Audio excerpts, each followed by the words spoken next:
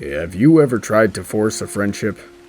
I'd be willing to bet that many of us have in one way or another, sometimes without even realizing it. This rarely, if ever, ends well. And in the case of Starlight Glimmer during every little thing she does, it almost didn't. Forcing friendships comes in a few different forms, caused by a few different paths of action. So the questions that we should ask ourselves is, how does this happen? What ties them all together? And how can we avoid making the same mistakes?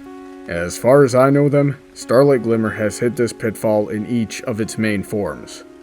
The first, of course, being the cutie map, where she tried to force everyone into a community by stripping away what made them who they are.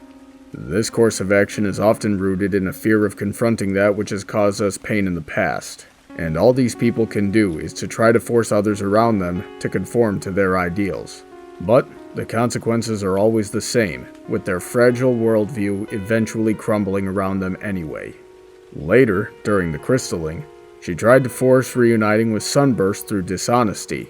A fear of judgment over past failures caused them both to hide their pasts and create illusions of the type of people that they were. Typical of relationships based on dishonesty, their efforts couldn't last long under these conditions. Then, during every little thing she does, she once again tried to force friendships, but this time through the manipulation of imposing her will onto others in an attempt to skip the process of making friends, seeking instead for the end result without putting in the effort. This was rooted in her fear of being rejected for not being able to keep pace with the main six in what they do best. So ask yourself again, what causes people to want to force friendship? If you were paying attention, you may have noticed that the common ground each of these pitfalls has was rooted in a fear of judgment. Fear in general will have adverse effects on your judgment and perception of people and situations around you.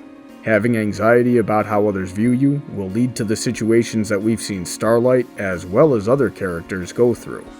When Twilight finally had a chance to confront Starlight on her behavior, Starlight was still trying to figure out where her spell had gone wrong, completely unaware of the implications of her own actions. This is where most people find themselves when falling victim to this mindset. Granted that nobody is going to cast magical spells to brainwash people that they want to befriend, but this type of thing tends to manifest by manipulating or coercing others into doing something that they would not have otherwise done on their own, or simply trying to force yourself into their lives. This type of behavior is off-putting to people, and any negative connotation you fear of them having towards you will only be created and validated through your own actions. Ask yourself again, what can you do to avoid making the same mistakes as Starlight? It must be pretty difficult since there's a high chance you don't even know that you're doing it, right? Well, I respectfully disagree, and I suggest simply tackling this fear with introspection and understanding. Know that the person you are today and the person that you're trying to be tomorrow is much more important to those that you care about than the person you were yesterday. Know that simple, quality time spent together is much more important to them than whether or not you're good at whatever the activity may be. Know that anyone who does differently is not someone you would want to be friends with anyway. Use the knowledge of these things to cast out your fear and gain confidence in yourself. This will lighten your conscience and clear your view of the world around you. Through these things, you will be able to see the result of Twilight's friendship lessons. Bonds and trust with your friends will be built with time and effort, but attempting to circumvent the process in order to get the results without the effort will bring terrible consequences. Additionally, introspection becomes extremely important as there are many a malicious and manipulative person who selfishly seek the benefits of friendship with someone rather than seeking those bonds out of genuine care for each other.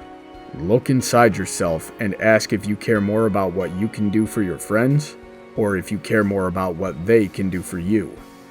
If the latter is true, then you need to reevaluate your priorities and know that instead of impressing those you care about, you will only hurt yourself and those around you, and through dishonesty, forfeit your right to have friends at all. When Starlight Glimmer realized these things, she was able to sincerely apologize and better herself in the second attempt. And through that, everyone was able to enjoy each other's company free of fear, just as originally intended. The sooner you can come to terms with these things, the easier it will be for you to do the same. And that's the moral of the story.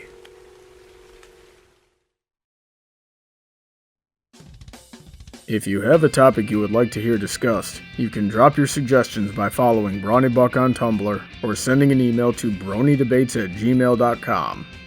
Feel free to check out my Patreon to see how you can support my channel and what you'll get in return. This video was sponsored by Irish John's Short Films and Animations, as well as all of my other generous supporters. Have a great day, and I look forward to hearing from all of you soon.